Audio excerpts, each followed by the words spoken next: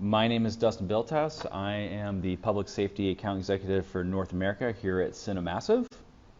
I work primarily with a lot of teams in developing public safety projects as they relate to 911 call centers, real-time crime centers, and intel centers, as well as a number of emergency operations centers throughout the country. You'll notice a chat box on the right side of the presentation. You can open and close at will. While general chat is disabled for the duration of the presentation, please feel free to type any questions and mark them as questions, and we'll answer them at the conclusion of this presentation in a Q&A forum. So let's go ahead and get started. So why are we hosting this webinar today? We're in a time of escalating violence and natural disasters and unknown public threats. In 2019, DHS alone released $1.7 billion for funding for projects to improve the nation's readiness for responding to public safety needs. We know IoT and smart technologies can improve safety and security, but can never replace traditional law enforcement. We certainly want to focus on how these technologies are being merged into real-time crime centers and how that's being effectively used for workflow to improve officer response times. With smart tech becoming a critical tool in how we respond to events, we want to focus on how these visual assets can be viewed effectively. The three main topics we're going to discuss today are creating the common operating picture, collaboration across multiple departments and agencies, as well as improving incident response time through real-time data. So let's start off with, what is the common operating picture? By definition, common operating picture is a single display of relevant information for collaborative planning and execution by more than one command. If we're looking at the image on the left, we've got a bunch of different resources in a single room. This might consist of VTC systems, video management systems, CAD systems, video conferencing, and GIS systems that were added over time. This progression of existing technologies over time requires additional resources for monitoring that might not be there today. And certainly new technologies are being adopted as well. Social media, shot detection, video analytics, things like Waze, Ring Neighbors, and other web-based content as well. Information is coming in faster than ever before. So what's the solution? Departments are beginning to dedicate space and staff to monitor real-time assets. In the image on the right, we're looking at a real-time crime center located at Miami Gardens in Florida. So you may have started with something on the left where all this content is separated on different systems and different screens, and then that all gets married into the common operating picture. In this case, in Miami Gardens, they've got a few different video walls there where all these assets are being placed. There's also desk space for their analysts and operators to work effectively, and also a room for command to walk into that space and get a sense of an event. Eventually, this becomes the visual dashboard for current and future technologies. So what makes up the common operating picture in public safety? Things like VMS camera systems, LPR systems, shot detection, computer-aided dispatch, live news media coverage, so your DirecTV, your Comcast, your Xfinities, your local and national news and weather channel, weather mapping systems like NOAA, GIS mapping, and of course, social media, Facebook, Twitter, Waze. These are all becoming applications for communities to post information in real time, as well as allow officers to post information back and give public safety awareness to communities. And we also need to think about ad hoc content as well. So what happens when a federal agency walks in, or someone else walks in from another department with an iPhone, iPad, laptop, and has content that they need to share to the common operating picture? If we look at the image on the right, all this information is separated. It's different sets of visual data and intelligence that cannot be easily viewed by a single analyst on a team. So what are the goals of the common operating picture? We want to create an intelligent flow of real-time information. We want to observe real-time data, orient good info from bad info, recognize patterns in that data, and then eventually improve and reduce decision-making time. We want to increase officer safety by developing these profiles and getting them out to first responders. So we're taking all that disparate information, all those systems that weren't tied together visually, and pushing that to the common operating picture for analysts and command to view. One example of a workflow once this gets up and running is to observe, orient, decide, and act. We're observing real-time data, And then as an event unfolds, we're orienting good info away from bad info. We're deciding what needs to take place in that event, and then we're acting on it by getting that information out to first responders. So what does a real-world topology of the common operating picture look like? On the left is all our content being fed into the system. So we've got workstations and laptops from analysts and operators. We've got tablets, servers, cable boxes for national and local news, video servers for our VMS systems, and cameras coming in from traffic, communities, and buildings throughout the city. All that content is being fed into a video wall processor, being controlled through layouts on a user interface, and then all that content is being exported out to a video wall or other display for viewing and creating the common operating picture within the crime center or intel center. Next, we want to discuss collaboration across multiple agencies and departments. We want to address some of the physical workflow in a real-time information center. So what's happening inside those four walls of a crime center in terms of internal collaboration? Real-time technology is allowing a more proactive approach rather than a reactive approach. Immediately when we walk in, we have a line of sight to the common operating picture, whether that's a video wall or other large format display. We have analysts sharing real-time information without being disrupted. That means if leadership or command walks in, they don't have to tap on someone's shoulder to understand what's happening during an event. They can immediately just walk in, look at that common operating picture, and then have a snapshot of the scene and help create a profile for first responders. Shot detection systems, citywide cameras, and live media allow for profiles to be communicated to first responders that are developed within this room. Compiling this information for first responders gives them access to information they would otherwise not have, letting them know what they're facing before they arrive to a scene. Responders can now know what floor in a building or school they need to respond to, number and condition of victims, and number of attackers, things that greatly improve outcome. What about external collaboration? Common operating picture isn't just limited within the single display or room. This visual information can be shared across existing city and county networks to create a global common operating picture with fire, emergency operations centers, city officials, and others that would otherwise be in the dark during an event. As profiles develop, we know information can be sent out over radio or call or email, but eventually IoT and 5G technologies are going to come into play. First responder networks open up the ability for unlimited bandwidth, meaning real-time video can be sent from first responders' mobile devices to the common operating picture. Vice versa, the common operating picture can be shared with first responders via their mobile devices as well.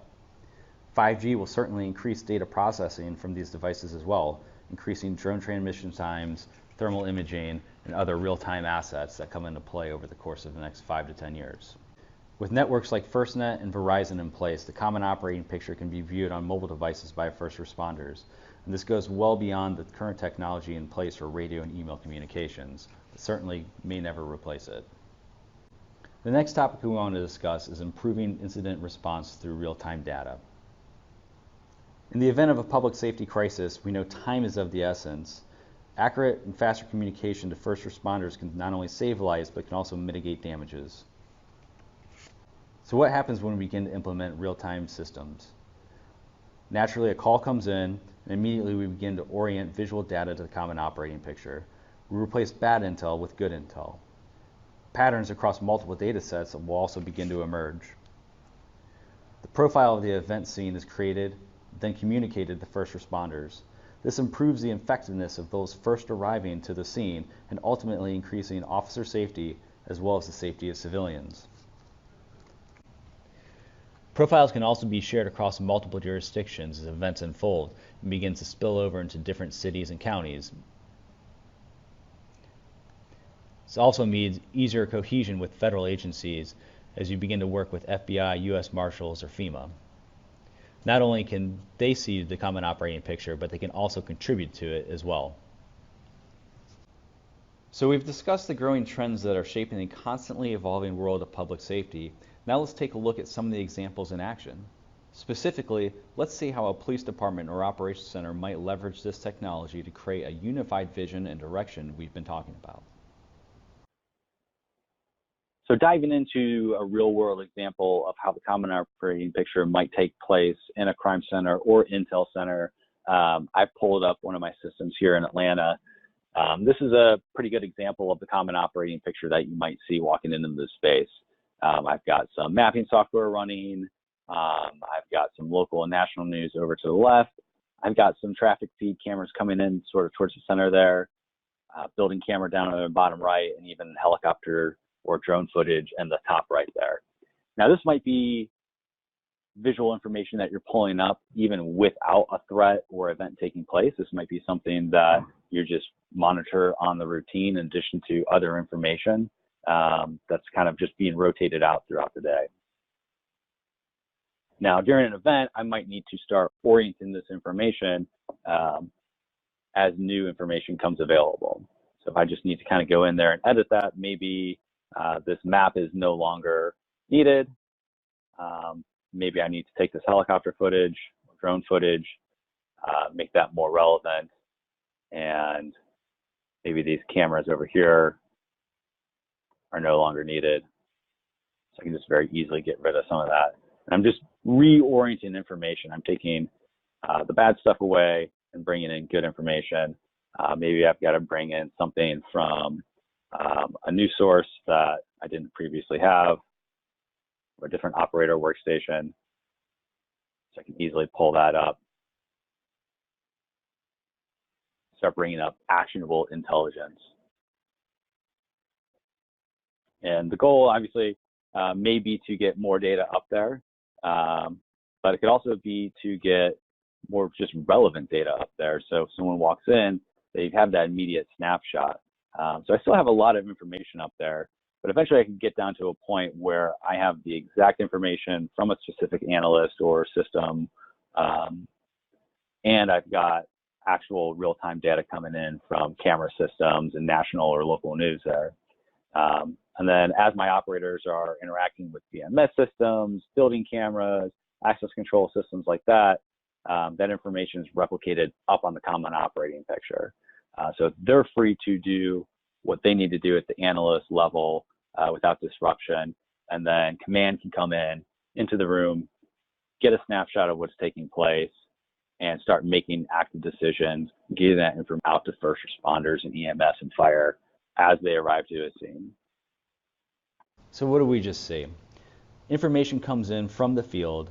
We're able to take that information, put it into a layout, and create the common operating picture to organize information. We gathered intelligence over the course of an event, and then communicated that intelligence to the operators as they receive and review information. Then updated information is displayed and shared via the common operating picture. This allows a Hive decision-making process across multiple departments and operators. So what does all this mean? It's about effectively aggregating current real-time resources while maintaining flexibility for the unknown events, whether that be weather, active shooter, or even a bank robbery.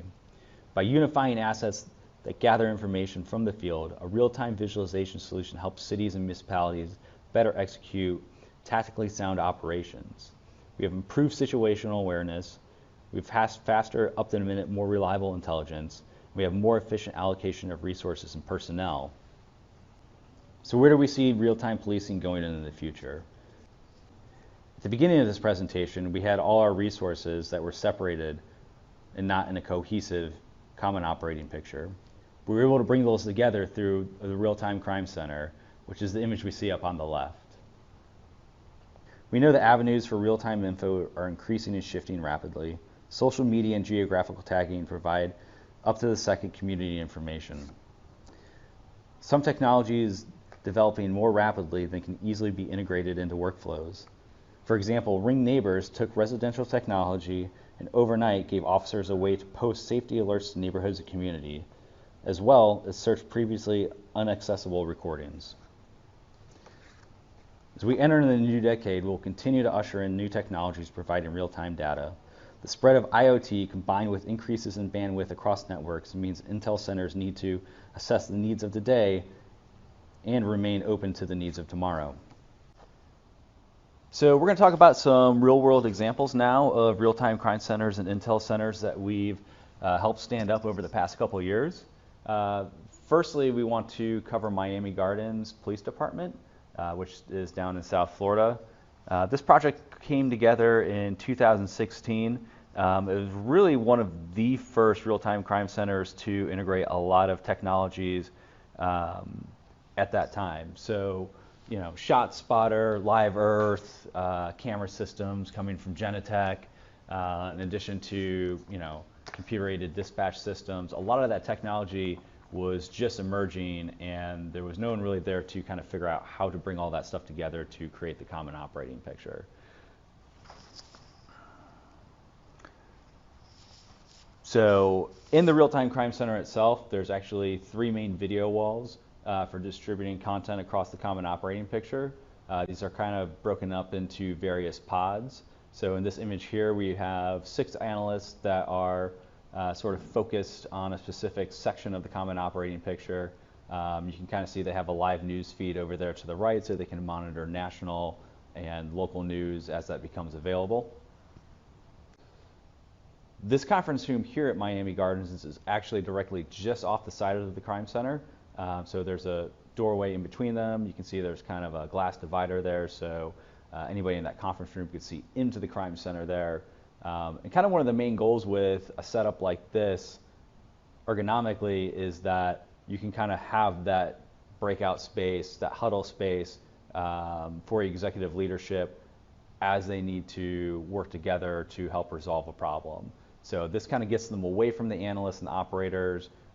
They're not over people's shoulders, and then in that space, they can bring in the common operating picture. So anything that's being seen in the crime center over there to the right behind that glass can also be distributed at the same time within that conference room at will. Additionally, any laptops, devices that, you know, command or leadership might bring into that conference room, they could connect somewhere on that table and send that content over to the real-time crime center. So it kind of creates a little bit of a dividing line, helps kind of break up the workflow a little bit, but also would allow these teams to work in tandem together. And this is another shot of Miami Gardens. So you can see on those workstations there, there's a lot of content. There's some camera systems, there's some GIS mapping. And basically the goal there, any of those analysts, anything they're doing on their screens can be sent as content to the common operating picture. And that would generally be at the decision of someone at a higher level of command that's sort of running that space. Is they decide what is relevant to an event, what needs to go up the common operating picture, what might need to go over that conference room for leadership to see, versus, you know, the analysts having to stop what they're doing, open up a separate interface and push that content up there. You really want them to focus on their job, their duties, their specific tasks, and then they're contributing as part of the operating picture. So this image is from City of Montgomery. This is their 911 call center. This project was also completed in 2016. A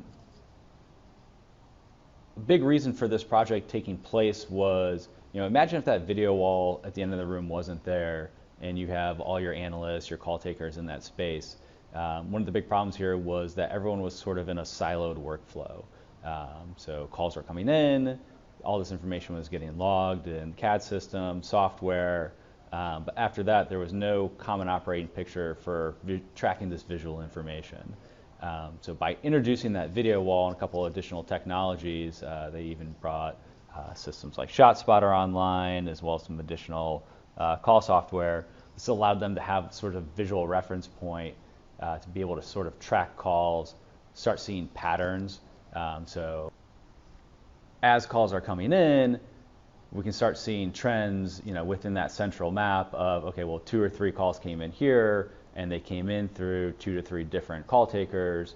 Someone could essentially look at that map and understand, okay, well, there's clearly a pattern here within this region, within this geographical space, that might be indicative of a larger incident.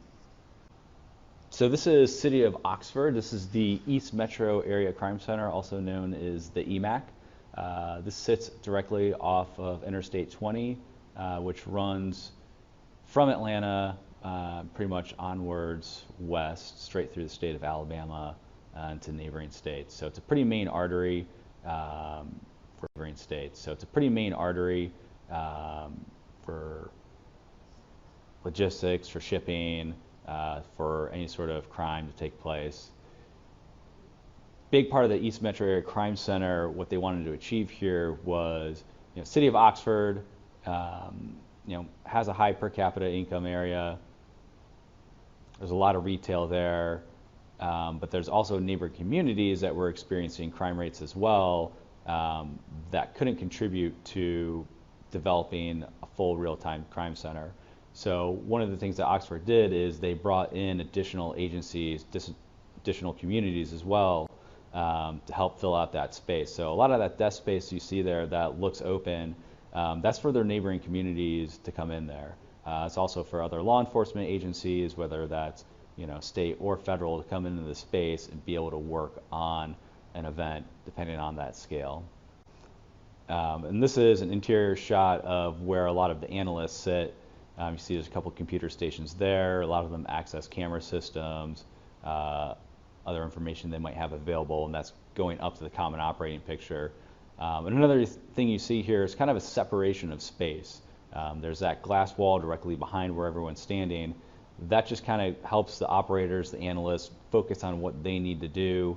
And then you have detectives, other agencies coming in behind them on the other side of that glass partition, and allows them to focus on what they need to do, sort of collaborate in an open environment without necessarily distracting what's going on in the actual crime center itself. So this is the City of Chesapeake, Virginia Public Safety Operations Center. This is kind of up there in the Norfolk area of Virginia. It's directly in the path of a lot of hurricanes. So hurricane season, this is a very high level facility, very active facility. It's about 50,000 square feet, and there was a lot of planning that went into this, a lot of state-of-the-art technology in terms of this facility being able to basically, in the event of a disaster, could stay up and running independently for about 30 days on its own systems. A big focus for the City of Chesapeake building was the Emergency Operations Center. That's definitely the focus of this facility. You see they have a pretty large 6x3 video wall. They've got enough space for about 100 operators to fill in that space, and each one of those people could be a contributor to the common operating picture. There's a couple flanking displays around there that can also be sort of regional breakout spaces along the sides of the room. So this way, anybody can come into the space, whether they're coming from the city, whether they're coming from PD, they're coming from fire or EMS, maybe it's someone from FEMA coming in there to help with an event. There's plenty of open desk space. Everyone can kind of contribute to the common operating picture very easily. In addition to the EOC, the Emergency Operations Center, City of Chesapeake Public Safety Operations Center also includes the 911 call center within the same facility. It's just on the floor above there. And so while they have their own separate common operating picture physically in the 911 center, they are actually on a shared system. So within the 911 call center, they can pull up information from the EOC, vice versa. If they need send information from 911 down to the EOC, they can do so. So they can have separate workflows, but during larger incidents, they can share their data, share their common operating picture, and have that joint workflow between fire and PD. Another thing that this facility has is about 30 conference rooms or joint breakout spaces. So when we kind of looked at Miami Gardens, they had that conference room off to the side for executive, for leadership to sit down and huddle in. There's about 30 of those rooms within City of Chesapeake that allow the same type of workflow. So in the event in the EOC or 911, things get a little too noisy, or there needs to be sort of a sidebar meeting or joint operation taking place, they could do so in any of those conference rooms, host their own common operating picture within those spaces, pull content from 911 or EOC into those conference rooms, and vice versa. Once again, if they need to create content or information or a plan within one of those joint spaces, they could send that back out to EOC or 911 and redistribute that as part of the common operating picture. That just allows a really good synergy for everyone to start working together. So we've covered some of the fundamental elements of public safety and creating the real-time crime centers, creating the common operating picture, how all this technology kind of comes together, how that gets introduced into workflow, and then we've definitely covered some real-world examples, based on past experience. So we want to open up to a Q&A session, start answering some of your specific questions on things we've seen, where we see technology going, best practices, that type of stuff, and really open it up to you guys. So please feel free to continue typing your questions in the lower right-hand corner, and we'll answer them as they come in. One of the first questions we got here is, what's the best way to determine display type or video wall size for the common operating picture? It's a pretty good question, and one of the first things we definitely want to look at in any space, a lot of questions up here when someone is in space planning is, okay, well, I've got a 26-foot wide wall in what is going to be my Intel center and crime center. How big of a video wall do I need, or how big of a display do I need in that case? And that's kind of a good starting place, but one of the things we want to look at also is just ergonomics in the space. So, the other questions are, well, if I've got maybe 1,000 square foot room, how many people are actually going to put in that space? If I've got 2 operators or analysts to run that crime center versus 5 or 6 analysts, that is going to contribute to wall size as well. The other thing we look at is the amount of content that you need to see. So if you were bringing in, maybe 3 or 4 cameras and local news, obviously you wouldn't need a massive display to do so, versus if you wanted to see common operating picture consisting of cameras from schools, city buildings, if you want to watch 30 cameras at one time, plus news feeds, and mapping and weather, obviously you need a lot more display space as well. And then, of course, obviously the orientation of those operators and analysts in that space is going to contribute that as well. So if you're kind of dividing those groups up into various pods, where one group is maybe facing the north end of the room, and the other group is facing the south end of the room, then you kind of want to be able to break up that display as well. So there's another number of factors outside of just content when we start thinking about the physical space and how that helps us develop the common operating picture. And ultimately is going to determine, do we need a video wall or maybe a large format display, or some other type of display technology to kind of best fit that need.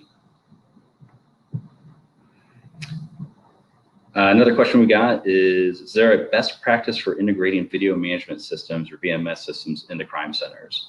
That's a pretty common question, and it's definitely something that a lot of departments generally struggle with.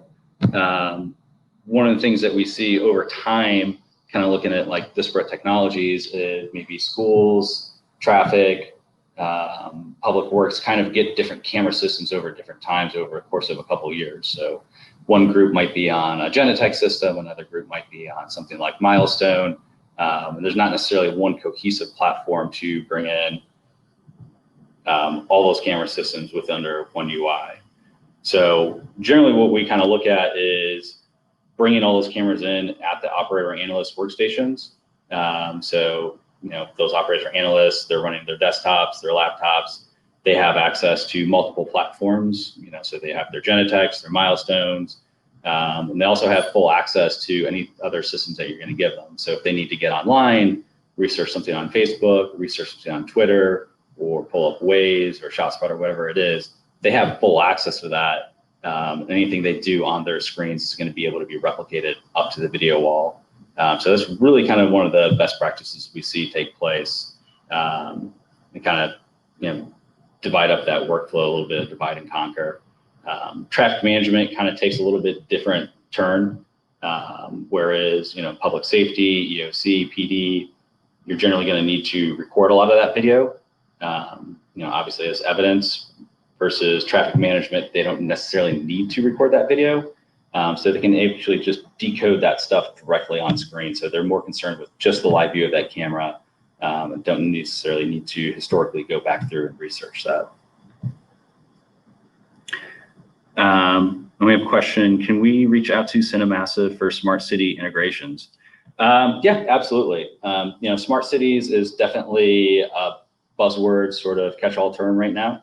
In addition to, you know, IoT technologies, we're actually working with Peachtree Corners with one of their labs here in the Atlanta area and developing smart city technologies. So it's definitely something on the forefront.